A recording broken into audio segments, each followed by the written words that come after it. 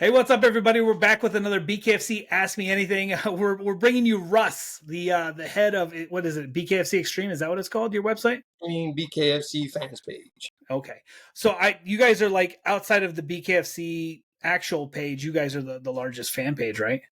Yeah. I mean, it used to be called the Bare Knuckle Fans page because I tried to cover encompass all the bare knuckle promotions and everything. But eventually, Dave and his team just showed me so much love and respect, and all the fighters just showed me so much love that I just changed it to BKFC. Okay, so how did you get involved with BKFC? Like, what made you become a fan? Like, when, like, what point? Well, I just seen Lorenzo Hunt today, and my boy Corey Rivera, he turned me on to it on YouTube. He saw some clips on YouTube and stuff. And the very first fight that we sat down and watched was Lorenzo versus Lombard. Okay. And that's a crazy ass fight, as you know. I'm sure you've seen it. Sure.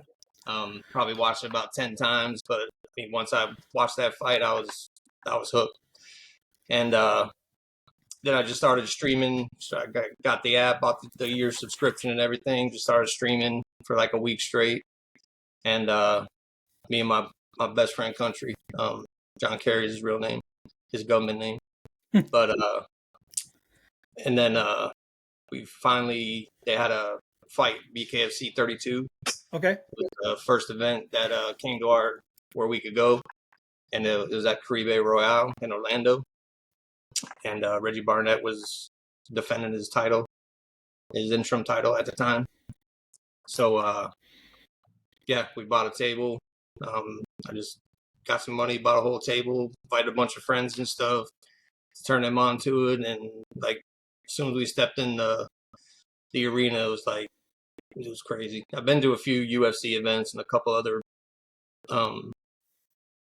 wrestling events, but I've been to a couple UFC events and stuff, and I was like starstruck as soon as I walked in and stuff. I mean, Big Ben sitting there, Mike Perry sitting there, and Dave Feldman. I mean, he comes up, shakes our hand and stuff, and take pictures with us. Yeah. All the fighters, as soon as they're done fighting, they're roaming the crowd after they get stitched up and stuff. Diaz fought an absolute war that fight, and he was just leaking all over the place and stuff. And even when he got stitched up, he came out in his suit and everything, and he was still leaking and smelled just like copper pennies, like everybody says. Yeah. And I mean, it just made me fall in love with it more. And then I've seen an interview with Feldman, and he was talking about his background and everything, and all of his personal stuff, and that just took me over the top.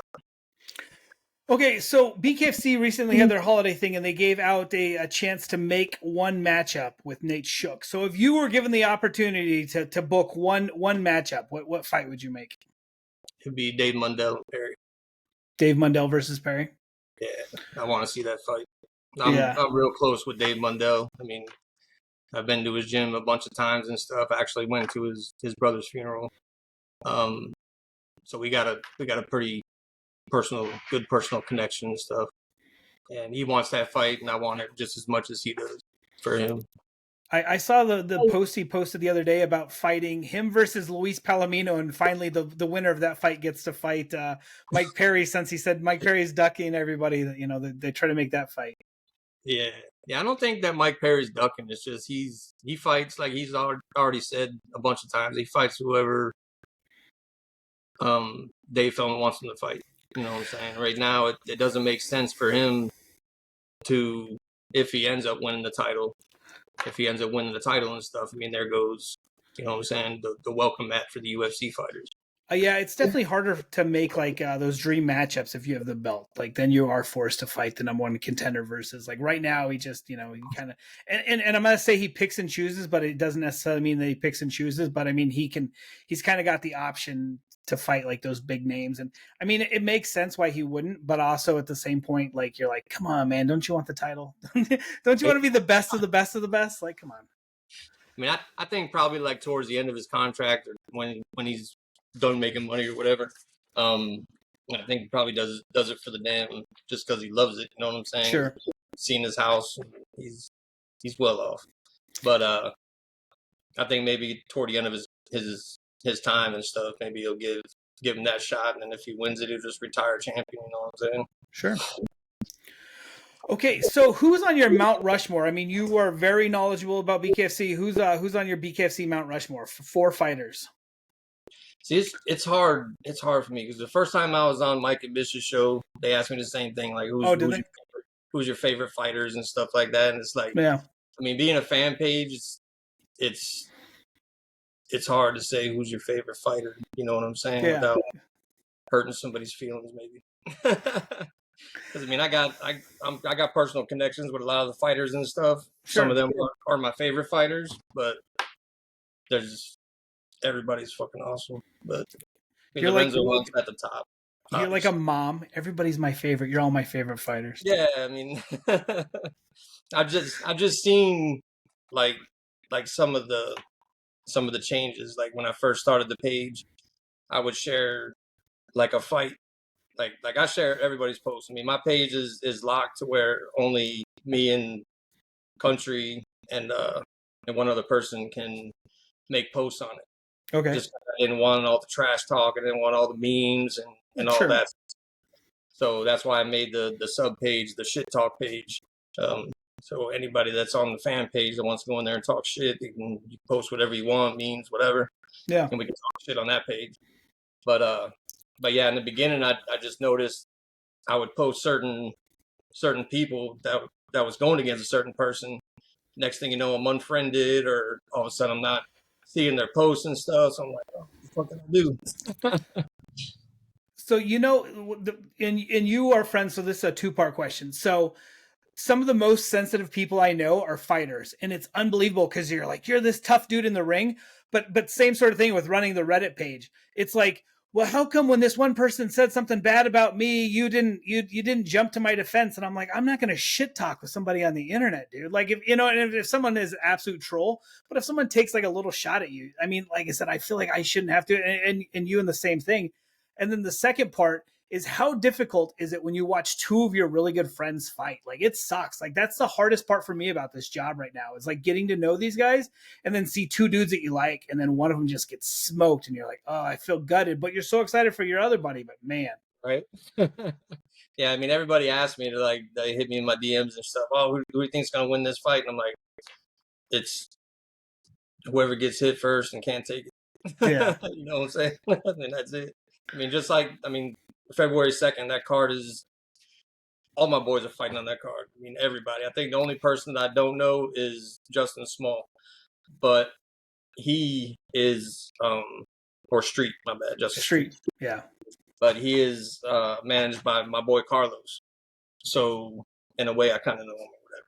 Yeah. So I don't want to go against my boy Carlos and stuff. So yeah, it's hard to run a fan page, but I love it. I love it. So what would you say are the benefits? Like, what's the coolest thing since you started running the fan page, what's the coolest thing you've gotten to do? Like, knowing all these people? Just meeting all the fighters and stuff. I mean, I go, basically that's like I said, I mean, all the love that Dave Feldman and Nelson and Nate and Cranston, even Cranston, he starts showing me some love. He's growing on me now, I guess. Yeah. But he changed my name from Belt Guy to Russ in his phone, supposedly, last time we talked. So, but I mean, it's like all access, bro. It's like I get to the venues early, and I got full reign. You know what I'm saying? I can go back at the weigh-ins. I can go chill with the fighters in the back while they're getting ready for the weigh-ins and stuff. And it's cool as hell. I will say the one thing that I think is really cool is like you give away a ton of stuff. Like you go get all these autographs, and it's not like you keep them for yourself. You go get autographs and you give them away to other podcasts or, like to whoever you want to get, like these fighters and their images and, their autographs and stuff. Like you want to get it out there to everybody. And that's one thing I think is just phenomenal about you and your site. Yeah. I mean, that's the whole reason for the fan page. I mean, after that event, I got real close with Reggie Barnett, and we sat down, talked. He doesn't drink or nothing, so we were just chilling together, just talking and stuff, me and his mom. And I just got to know like their side of everything and how hard it is that they have to train, they have to work, because unless you're like way up there making all kinds of money like Mike Perry and stuff, and you got to have another job. Sure. And then they got to promote themselves. So I just got to thinking after talking to him and then sitting at home and everything, I was like, well, why don't I try to help them out? I can make a fan page where all the fans and the fighters can join it. And then anything that I see a fighter post, I just throw on my page. Yeah. And then that way it's like a one-stop shop. Everybody can go there if they want to see their favorite fighter or just any fighter to become a favorite fighter and stuff like that. So it just started with that. And then I was like, well, I can help promote them if I get them to give me autographs. And then I can get with podcasts like you and Mike and Mish. And like you said, I just give them away, give them to them. And then I pay for the shipping and everything and just give them to the fans and stuff. I mean, it's an easy way because there's a lot of states that aren't opened up yet. So it's an easy way for the fans on the other side of the country that maybe can't get to an event that can get a picture of their favorite fighter and stuff like that. And I mean, I make enough at my job. I've been doing electrical work for 28 years, and I finally made it to a manager and stuff six years ago. So I make a decent salary, enough to pay the bills and have a little extra for the family. So it started out as a hobby, but now it's like my name says, Mr. Extra. It's kind of grew into this obsession now. You definitely are obsessed. Like if you haven't seen, he just got his car wrapped in all BKFC stuff. Like you go so above and beyond. But I think it's great you're so passionate about it. Yeah, I love it. Like I said, I just love Dave's background story. I mean, I respect that man like to no end. Yeah. I mean, everything that he went through to give everybody this platform, all the fighters this platform that they're on. It's just awesome. And everything that he went through in the beginning and stuff. And I mean, dealing with cancer, just like I am. Yeah. He beat cancer and stuff, but at the same time, he's trying to build this brand and never gave up and just got into a deep depression and stuff, pulled himself out of it, and look where he is now. It's awesome. Okay, so you said battling cancer like you are, so kind of like the elephant's out of the bag. I mean, I've known for a while, but like I know like right now you're in kind of a shitty spot because you use chemo and chemo's helped you and like you're thriving, but like you just got some bad news. So you want to go into that or? Yeah, I mean, 7 years ago, I was diagnosed with stage 4 metastatic angiosarcoma, which angiosarcoma is basically a rare form of bone cancer. There's like 1% of cancer patients have the cancer that I have. So there's not a lot known about it. They just know that it's a very aggressive cancer. And they gave me a 5-year lifespan after I got diagnosed. But here I am 7 years later.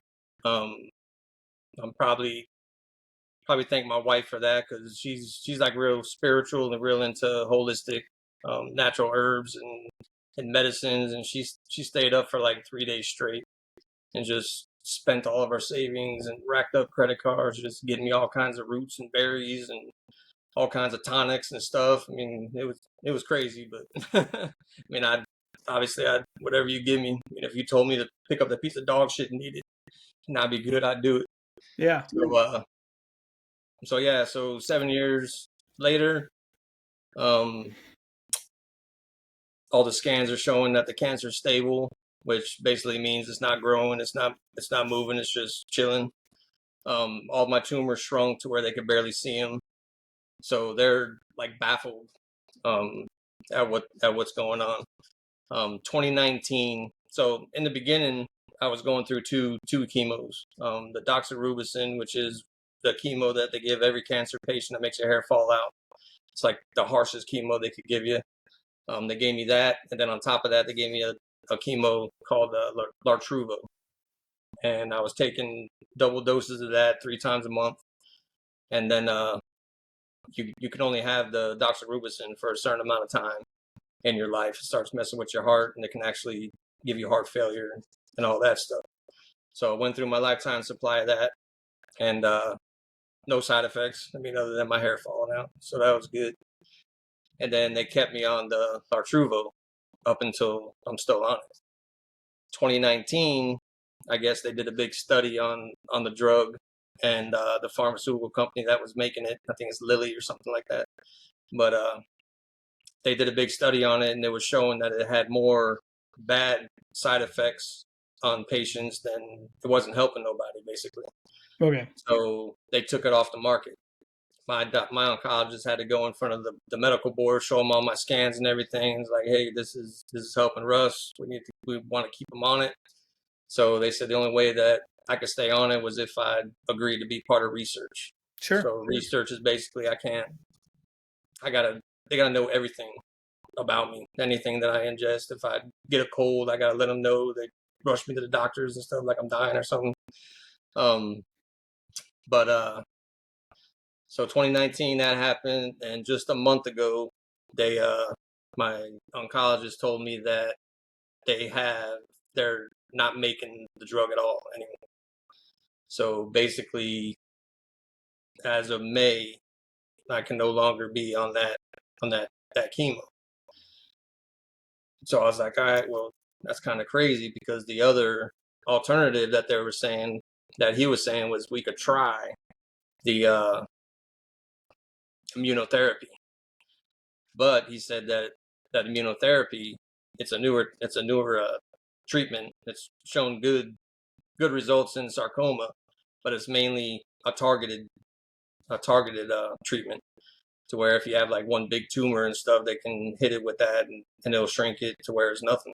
Okay. So it's good for that, but he said that it wouldn't work for mine, because mine metastasized or whatever, basically spread throughout my body and stuff. Right. This is more targeted. So he already told me that it wouldn't work. So I asked him what the next step was. He told me that, and I was like, well, I need to get a second opinion. So I went to Moffitt a few weeks ago, and talked to their oncologist that specializes in sarcoma.